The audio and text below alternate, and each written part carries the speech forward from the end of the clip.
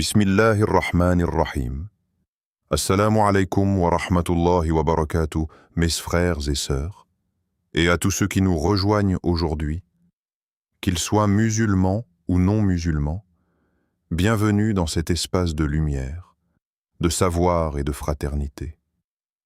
Que la paix, la miséricorde et les bénédictions d'Allah soient sur chacun d'entre vous. Mes frères et sœurs, et à tous ceux qui nous rejoignent ce soir, qu'ils soient musulmans ou de toute autre foi, soyez les bienvenus dans cet espace d'échange, de réflexion et de lumière. Nous sommes ici réunis ce soir dans un esprit de fraternité, de respect et d'ouverture, et je remercie Allah subhanahu wa ta'ala de nous avoir accordé cette opportunité de nous retrouver ensemble autour d'une question qui touche profondément le cœur de chaque être humain, quelle que soit sa religion, sa culture ou son origine. La question qui m'a été posée ce soir est la suivante. Comment la foi peut-elle vraiment vaincre toute négativité? Et je dois vous dire, mes frères et sœurs, que cette question m'a profondément ému, car elle vient d'un endroit sincère, d'un cœur qui cherche véritablement la paix, la lumière et la sortie d'une obscurité qui semble parfois insurmontable. Alors permettez-moi, avec la permission d'Allah, de vous répondre de tout mon cœur en m'appuyant sur le Saint-Coran et sur les enseignements du prophète Muhammad sallallahu alayhi wa sallam. Mes frères et sœurs, la négativité est une réalité humaine. Elle ne choisit pas. Elle frappe le riche comme le pauvre, le jeune comme le vieux, le croyant comme celui qui cherche encore sa voie. La négativité peut prendre 1000 visages, la tristesse qui s'installe sans prévenir, les pensées sombres qui envahissent l'esprit au milieu de la nuit, les paroles blessantes des autres qui résonnent encore des années après, les échecs répétés qui font douter de soi-même, les épreuves de la vie qui semblent s'accumuler sans jamais laisser de répit. Et face à tout cela, il est humain de se demander, où est Dieu dans tout cela? Pourquoi est-ce que je souffre? Pourquoi est-ce que la vie semble si lourde à porter? Et c'est précisément là, mes frères et sœurs, que la foi entre en jeu. Non pas comme une formule magique qui efface instantanément toute douleur, mais comme une encre profonde qui empêche l'âme de se noyer, même quand les vagues sont les plus violentes. Allah subhanahu wa ta'ala nous dit dans le Saint-Coran, dans la sourate Al-Baqarah, verset 286, Allah n'impose à aucune âme une charge supérieure à sa capacité. Subhanallah, relisez ce verset, mes frères et sœurs. Allah ne vous donnera jamais une épreuve que vous n'êtes pas capable de surmonter. Cela signifie que chaque difficulté que vous traversez en ce moment même, chaque nuit difficile, chaque larme versée, chaque moment de désespoir, tout cela est à la mesure de votre force intérieure, même si vous ne la voyez pas encore. Allah vous connaît mieux que vous ne vous connaissez vous-même. Et s'il vous a placé dans cette situation, c'est parce qu'il sait que vous avez en vous la capacité de la traverser et d'en sortir plus fort, plus sage, plus proche de lui. C'est cela, la foi. C'est cette certitude absolue que Dieu ne vous abandonne jamais, même quand vous avez l'impression d'être seul dans l'obscurité. Maintenant, parlons de la source principale de la négativité, car pour vaincre quelque chose, il faut d'abord le comprendre. Dans la tradition islamique, nous reconnaissons que la négativité a plusieurs sources. Elle peut venir de l'extérieur, des circonstances de la vie, des comportements des autres, des injustices du monde. Mais elle peut aussi venir de l'intérieur, de nos propres pensées, de nos doutes, de notre manque de confiance en Allah. Et elle peut également venir de Shaitan, l'ennemi déclaré de l'être humain, dont l'unique mission est de nous éloigner d'Allah et de nous faire sombrer dans le désespoir. Allah nous avertit dans le Coran, sourate Al-Baqarah, verset 268. Shaitan vous promet la pauvreté et vous ordonne de commettre des actions honteuses, tandis qu'Allah vous promet son pardon et sa grâce. Voyez-vous, mes frères et sœurs, Shaitan travaille constamment à vous convaincre que vous n'êtes pas assez bien, que votre situation ne changera jamais, que Dieu ne vous écoute pas, que vos prières sont inutiles. Et c'est exactement là que la foi devient votre bouclier le plus puissant. Le prophète Muhammad sallallahu alayhi wa sallam a dit, et ce hadith est rapporté par Muslim, « Étrange est l'affaire du croyant car toute situation est bonne pour lui, et cela n'est pour personne d'autre que pour le croyant. S'il lui arrive quelque chose d'agréable, il remercie Allah et c'est bon pour lui. Et s'il lui arrive quelque chose de difficile, il fait preuve de patience et c'est bon pour lui. Mes frères et sœurs, voilà le secret du croyant. Ce n'est pas que les épreuves ne l'atteignent pas. Ce n'est pas qu'il ne souffre pas. C'est qu'il possède un cadre de référence qui transforme chaque expérience, positive ou négative, en une opportunité de croissance spirituelle et de rapprochement avec Allah. C'est cela qui change tout. Ce n'est pas l'absence de difficultés, c'est la façon dont on les perçoit et dont on les traverse. Permettez-moi maintenant de vous parler d'un concept fondamental en islam qui est le tawakkul, la confiance totale en Allah. Le tawakkul n'est pas de la passivité. Ce n'est pas s'asseoir et ne rien faire en disant « Allah s'en occupera ». Non, le tawakkul, c'est faire tout ce qui est en votre pouvoir humain, agir, essayer, persévérer et ensuite remettre le résultat entre les mains d'Allah avec une confiance absolue.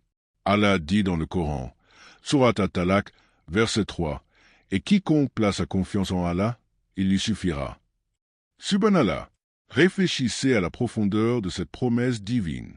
Allah lui-même vous dit, « Fais-moi confiance et je te suffirai. » Il n'y a pas de négativité qui puisse résister à cette certitude. Quand vous savez, au plus profond de votre être, que le Créateur de l'univers est de votre côté, que peut-il vraiment vous arriver? Oui, vous pouvez traverser des difficultés. Oui, vous pouvez souffrir. Mais vous ne serez jamais perdu, jamais abandonné, jamais sans espoir. Car Allah est avec vous à chaque instant. Cloche avant de continuer. Si ce message touche votre cœur, je vous invite à vous abonner à cette chaîne, à aimer cette vidéo, à la partager autour de vous avec vos proches, vos amis, votre famille. Car peut-être que quelqu'un dans votre entourage a besoin d'entendre ces paroles ce soir. Partagez la lumière et Allah vous en récompensera. Inch'Allah. Mes frères et sœurs, je veux maintenant aborder quelque chose de très concret, car la foi ne doit pas rester abstraite. Elle doit se vivre au quotidien. Et l'un des outils les plus puissants que l'islam nous offre pour combattre la négativité, c'est le dhikr, la mention et le souvenir d'Allah. Allah dit dans le Coran, Surat Ar-Ra'd, verset 28, et ce verset est l'un des plus beaux de tout le Coran, c'est par le souvenir d'Allah que les cœurs trouvent la quiétude. Mes frères et sœurs, voilà la thérapie ultime. Non pas dans les médicaments, non pas dans les distractions, non pas dans la fuite de la réalité, mais dans le souvenir d'Allah. Chaque subhan Allah, chaque alhamdulillah, chaque Allahu Akbar, chaque astaghfirullah que vous prononcez avec sincérité agit directement sur votre cœur, apaise votre âme et repousse les ténèbres de la négativité. Le prophète Muhammad sallallahu alayhi wa sallam nous a enseigné des invocations spécifiques pour les moments de détresse. Il nous a dit, quand l'un de vous est anxieux ou triste, qu'il dise « Allahumma inni abduka, ibnu abdika, ibnu amatika » et cette dua, cette supplication, est une reconnaissance complète de notre dépendance totale à Allah et en même temps une demande de sa lumière dans nos cœurs. Je veux aussi parler à nos frères et sœurs qui ne sont pas musulmans ce soir, car je sais qu'il y en a parmi vous, et vous êtes les bienvenus. La question posée ce soir est universelle. Toutes les grandes traditions spirituelles reconnaissent le pouvoir de la foi face à l'adversité. En islam, nous croyons qu'Allah est le Dieu de toute l'humanité, pas uniquement des musulmans. Il est Ar-Rahman, le très miséricordieux, envers toutes ses créatures. Et le message du Coran est un message d'espoir, de paix et de guidance pour l'humanité entière. Alors si vous traversez une période difficile ce soir, quelle que soit votre foi, sachez que Dieu vous voit, Dieu vous entend, et Dieu ne vous abandonne pas. Cherchez sa présence dans votre vie, tournez-vous vers lui avec sincérité, et vous découvrirez une source de force et de paix que rien d'autre dans ce monde ne peut vous donner. Mes frères et sœurs, parlons maintenant de la salat, la prière. En islam, nous prions 5 fois par jour, et cela n'est pas une contrainte, c'est une libération. Chaque fois que vous faites la salat, vous quittez les préoccupations du monde, vous vous tenez devant Allah, vous lui parlez directement, sans intermédiaire, sans rendez-vous, sans protocole. Vous vous inclinez devant lui en reconnaissance de sa grandeur et vous prostrez votre front sur le sol en témoignage de votre humilité devant le Créateur. Et le prophète sallallahu alayhi wa sallam nous a dit, l'état dans lequel le serviteur est le plus proche de son Seigneur est lorsqu'il est en prosternation. Subhanallah, imaginez cela. Au moment où vous êtes le plus bas physiquement, au moment où votre front touche le sol, c'est là que vous êtes le plus proche d'Allah. Et c'est dans cet espace sacré que la négativité se dissout, que les larmes coulent librement, que le fardeau devient plus léger. Car vous posez tout au pied de votre Créateur et vous lui dites « Ya Allah, je n'ai que toi. » Et c'est suffisant. C'est plus que suffisant. Mes frères et sœurs, je dois aussi aborder la question du pardon, car l'une des sources les plus destructrices de négativité dans nos vies, c'est le ressentiment que nous portons envers les autres. Combien de personnes souffrent non pas à cause de ce qui leur arrive aujourd'hui, mais à cause de ce qui leur est arrivé il y a des années, des décennies parfois, des blessures non guéries, des trahisons non pardonnées, des injustices non résolues qui continuent de polluer le cœur et l'esprit jour après jour.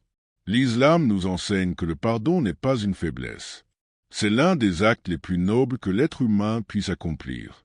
Allah dit dans le Coran, Sourate An-Nur, verset 22, qu'il pardonne et passe l'éponge. N'aimez-vous pas qu'Allah vous pardonne?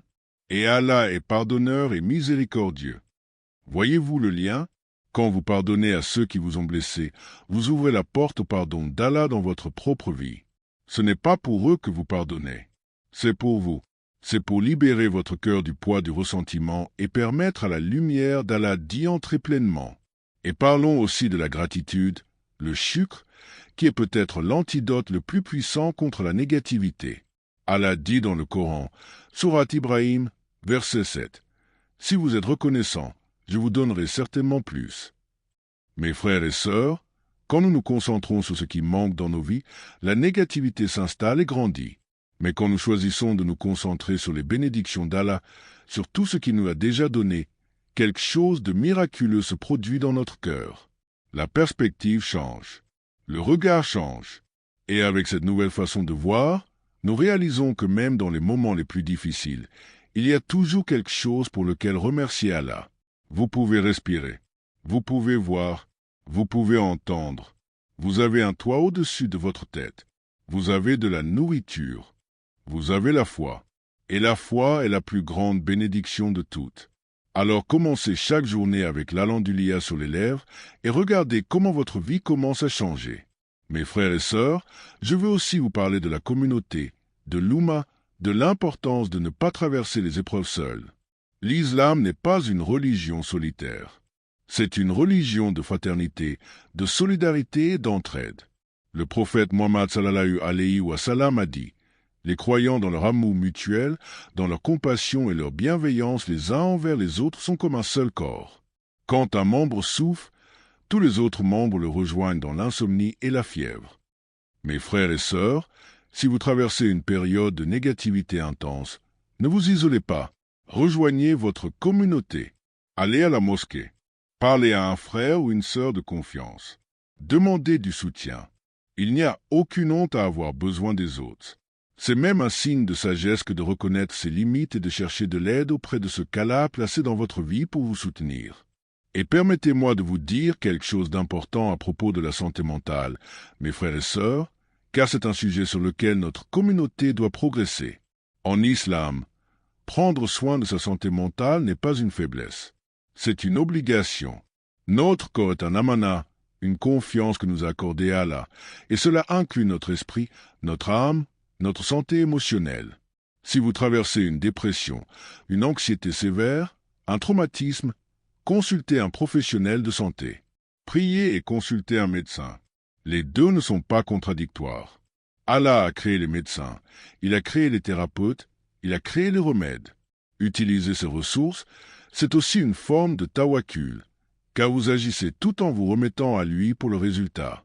Mes frères et sœurs, je veux terminer cette première partie en vous rappelant quelque chose que j'espère que vous ne m'oublierez jamais. La vie de ce monde est temporaire.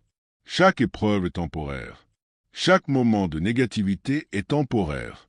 Allah dit dans le Coran, Sourate Al-Inshirah, versets 5 et 6, et ces versets sont répétés 2 fois pour souligner leur importance. Certes, avec la difficulté vient la facilité.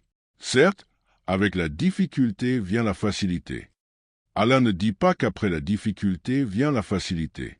Il dit qu'avec la difficulté vient la facilité. La lumière est déjà présente dans l'obscurité. L'espoir est déjà contenu dans l'épreuve. La guérison est déjà en marche pendant la douleur. C'est la promesse d'Allah, et la promesse d'Allah est absolue. Alors, mes frères et sœurs, comment la foi peut-elle vaincre toute négativité? Elle le fait en vous donnant un ancrage, une certitude que Dieu est avec vous. Elle le fait en vous offrant des outils concrets, la prière, le dhikr, la supplication, la gratitude, le pardon. Elle le fait en vous connectant à une communauté de frères et sœurs qui vous soutiennent.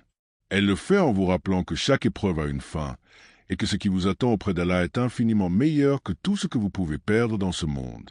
Et elle le fait en transformant votre regard sur la vie, en vous donnant la capacité de voir la main d'Allah dans chaque situation, même les plus douloureuses.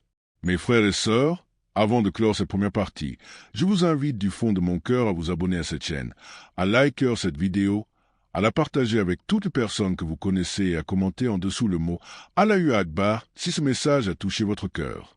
Car en partageant, vous participez à la diffusion de la lumière de l'islam et chaque personne que ce message aidera dans sa vie sera une sadaqa jariya pour vous, une aumône continue dont vous récolterez les bénéfices même après votre départ de ce monde.